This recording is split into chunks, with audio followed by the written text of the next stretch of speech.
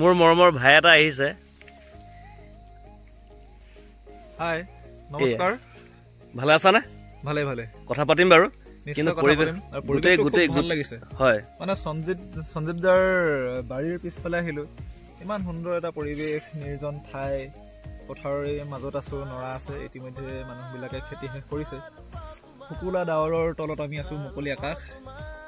ইয়াত একো মাত নাই, হুলস্থুল নাই, কোলাহল নাই।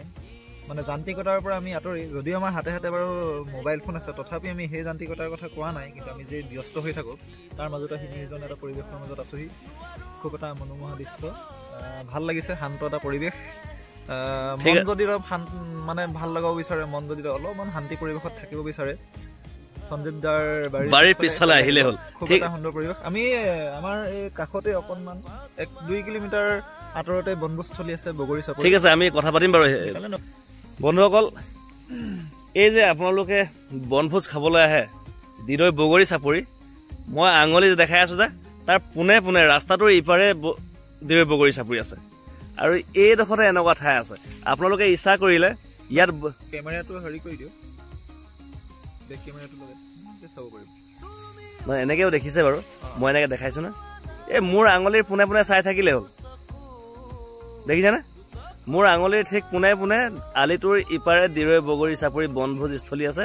আৰু আমি আছো ইয়াত। এইটো আমাৰ বাৰীৰ পাছফালৰ অংশ। এয়া আজি আলু অৰ্জুন আমাৰ ঘৰলৈ আহিছিলে। তেখেতৰ নামটো আমাৰ মই কৈ দিছো আৰু মৰাণৰ জনপ্ৰিয় কবি প্ৰদীপ বৰুৱা ডাঙৰীয়াই 2-3 দিনৰ আগত মোক এটা নিক নামেৰে তেওঁ কি কৰিছে বুলি নামাকৰণ কৰিছে।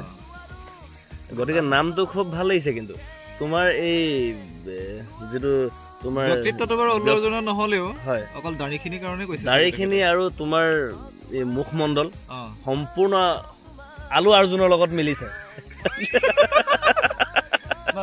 তেখেত হ'ল আলু অৰ্জুন। আৰু তুমি হৈছা আলু অৰ্জুন।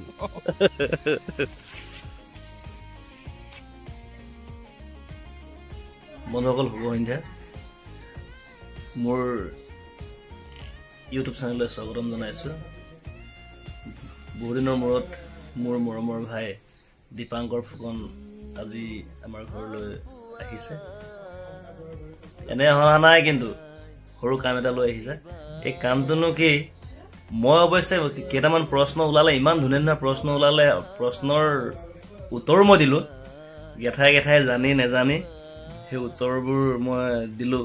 কাৰণ তেওঁৰ ইমান দূৰৰ পৰা আহিছে, এতিয়া মই তেওঁৰ অনুৰোধ ৰক্ষা কৰি প্ৰশ্নৰ উত্তৰবিলাক নাজানিম নেকি বুলি ভাবিছিলোঁ, কিন্তু জনাই নজনাই তেনেকৈ পাৰ কৰিলোঁ। এই সুন্দৰভাৱে কৈছে বাৰু প্ৰশ্নবিলাক, উত্তৰবিলাক, যিবিলাক প্ৰশ্ন ওলাইছিলে তাৰ উত্তৰবিলাক নাজানো দেই। কিন্তু এই কথাটো যিবিলাক তুমি প্ৰশ্ন লৈ আহিলা, ইমান মই আচলতে আজি ভালো পালোঁ। কাৰণ আমি পঢ়ি অহা দিনৰ বহুত কথা আজি সৰুকালৰ স্মৃতিবিলাক আজি পুনৰ স্মৃতিবিলাক ৰোমন্থন হৈছে। গতিকে তেনেকুৱা ধৰণৰ কথা। এই কথাটো অকণমান ৰাইজক বুজাই দিয়াচোন, কি হৈছে আচলতে। মানে বস্তুটো কি?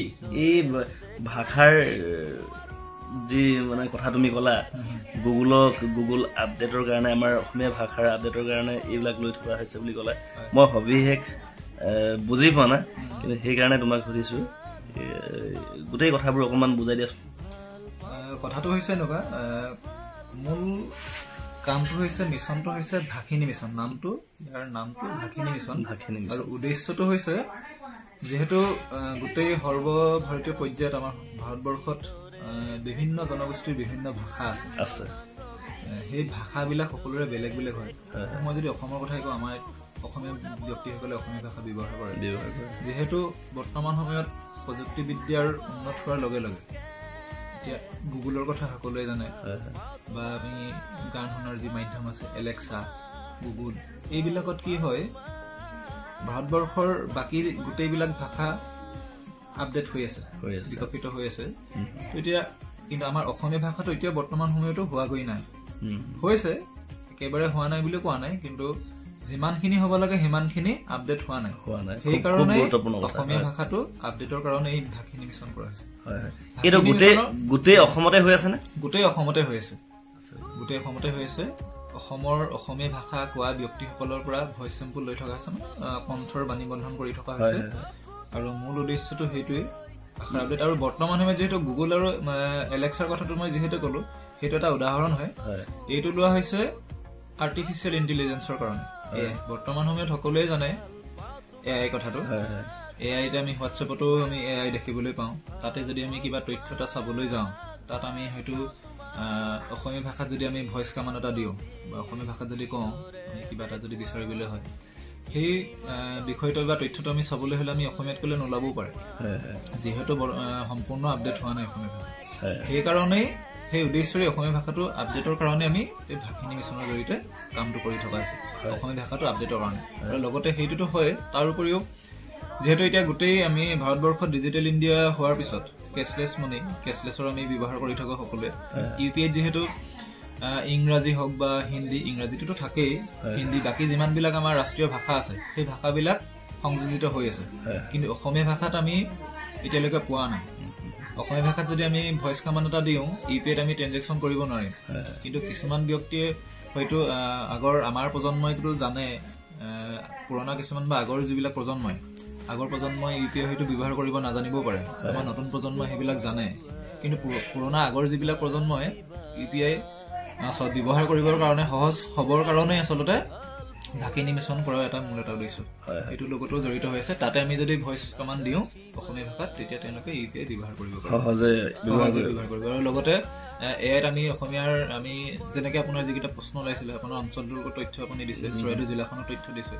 এই তথ্যবিলাক আমি ভৱিষ্যতৰ দিনত আমি তাত উপলব্ধ হ'ব গুগলত মূল উদ্দেশ্যটো সেইটোৱে ৰাইজে নিশ্চয় বুজি পাইছে ইয়াৰ লাভালাভৰ বিষয়ে পৰৱৰ্তী দিনত ইয়াৰ দ্বাৰা কেনেধৰণৰ সমাজত প্ৰভাৱ পৰিব আমাৰ জীৱনত কেনেধৰণে প্ৰভাৱ পৰিব গোটেই কথাবোৰ দীপাংকৰে খুব সুন্দৰকৈ বুজাই দিছে সকলোৱে বুজি পাইছে চাগে বুজি পাইছে বুলি মই ভাবিছো বুজি পাব বুলি আশা কৰিছো দীপাংকৰৰ বিষয়ে মই আৰু এবাৰ আপোনালোকক কওঁ দীপাংকৰ মোৰ ঘৰৰ নিচে কাষৰে গাঁও